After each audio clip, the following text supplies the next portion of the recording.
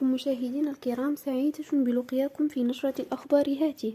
قبل ما نبداو ما تنسوش الإعجاب بالفيديو والاشتراك في القناة باش توصلوا بجديد أخبارنا المغربية. ليكم التفاصيل. بعد تداول خبر زيادة 25 درهم في أجور الأساتذة والموظفين، دخل رئيس الحكومة عزيز أخنوش على خط هذه القضية، حيث نفى نفيا قاطعا أن تكون هناك زيادة في أجور الموظفين ب25 درهم.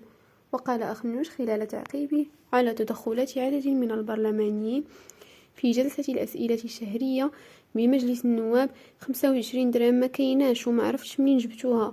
في هذا الصدد أكد رئيس الحكومة بأن المشاورات مع الشركاء الاجتماعيين أفضت إلى إدراج تدابير جبائية للتخفيف من عبء الضريبة على الدخل على الأجراء من الصنف المتوسطة، الذين تتراوح أجورهم الصافية ما بين 4500 درهم و30,000 درهم شهريا، تبلغ كلفتها بالنسبة لميزانية الدولة قرابة 2 مليار درهم.